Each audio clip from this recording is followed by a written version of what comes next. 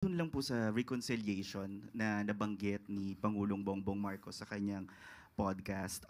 While maraming nag-welcome on this offer of the president, yung ibang political analysts believes that while unity is important, reconciliation should still be grounded on principles like truth, accountability, and respect for institutions. So parang how does Malacanang respond to concern that reconciliation may come at the expense of accountability? Lalo na po, for example, nahaharap din si Vice President Duterte sa impeachment trial.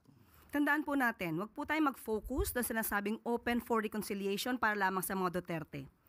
Maliwanag po ang sinabi ng Pangulo sa lahat ng tao na maaaring hindi kapareho ng kanyang paniniwala o ng prinsipyo o ng polisiya.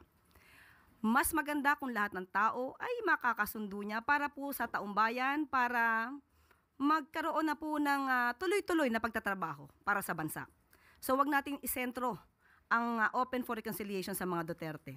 Hindi po gagawin ng Pangulo na lumabag sa batas para lamang sa isang reconciliation. Follow up lang po, Yusek. Siguro po, no, parang it's an open for all. Pero yung sabi naman po ng mga kaalyado ni dating Pangulong Duterte like Harry Roque and Panelo saying that reconciliation is only possible if the President takes steps to bring former President Rodrigo Duterte back to the country. Ito po ba ay anong response po ng Malacanang dito sa comment nila? Tandaan po natin, hindi po magpapahawak sa leeg at hindi po magpapadikta ang Pangulo sa mali. Hindi po tatalikuran at babaliktarin ng Pangulo ang batas para lamang pagsilibihan ang personal na interes ng iilan. So tandaan po natin, lagi pong sa batas ang Pangulo. Kaibigan o batas? Batas pa rin po ang pipiliin ng Pangulo. Eden Santos, Net 25.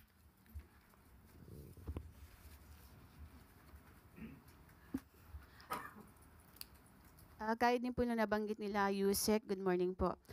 Bukod po dun sa issue nung pagpapauwi ng Pangulo, kung talagang sincere daw po siya dun sa pakikipagkasundo sa mga Duterte, baka pwede rin magpa-hair follicle test ang Pangulo. May mga kondisyon po para lang maipakita daw yung sinceridad po ng ating Pangulo dun sa kanyang pakikipag-reconcile or pakikipagkasundo sa mga Duterte. Ano pong reaksyon ng Malacanang dito? Ulit-ulit, paulit-ulit, uulit-ulitin ko, uulit-ulitin natin. Peke, ang video na siyang pinespread or isiniwalat nitong si Atty. Harry Roque. Dapat pa natin siyang paniwalaan? Uulit-ulitin ko, paulit-ulit na lamang siya. Yusek, follow-up lang po. Hindi naman din po batay dun sa video lang yung panawagang magpa-hair follicle test ang Pangulo. Bukod po doon, medyo... Paulit-ulit po ulit? Hair follicle test po ulit? Ayun po yung ilan sa tingin nyo ba meron silang karapatang magbigay ng kondisyon kapalit nung sinasabi po ng Pangulo natin na para makipagkasundo? Ang pakikipagkasundo po ay para sa taumbayan, hindi para sa personal na interes ng iba. Alalahanin po natin, maliwanag, uulit-ulitin ko ang sinabi ng Pangulo, sa lahat ng tao, gusto niya pong makipagkasundo, para magkaroon ng stability, magampanan ang dapat magampanan at hindi madiskaril ang trabaho ng gobyerno. Ayaw po niya ng away.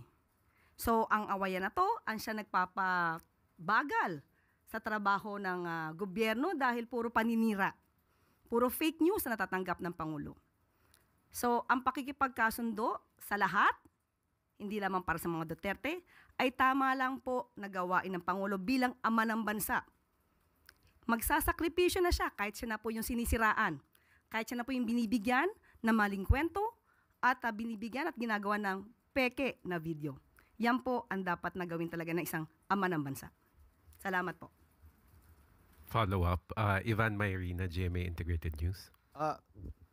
With due respect, Yusek, ang sinasagot po ng Pangulo dun sa reconciliation, diretso po yung tanong, ay tungkol sa mga Duterte.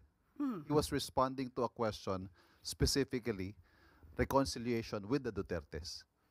Kaya nga po sinabi niya, opo, kasama ang mga Duterte. Pero wag natin pong isentro sa mga Duterte. Dahil ang sinabi niyang sumunod ay gusto niya pong makipagkasundo sa lahat ng tao. Ito po yung sinabi niya.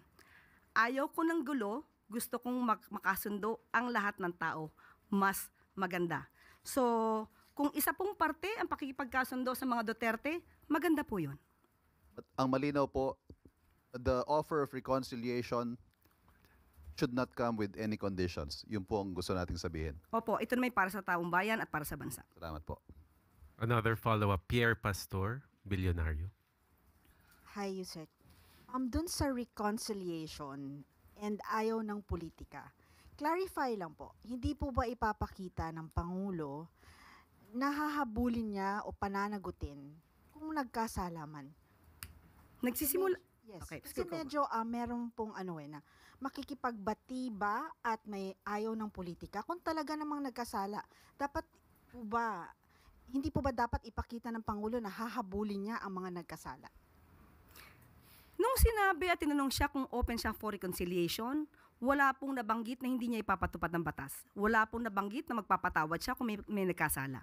So ang reconciliation lamang po ay para hindi na magkaroon ng gulo at para magkaroon nga po ng stability at matupad niya ang kanyang mga pangako sa bayan.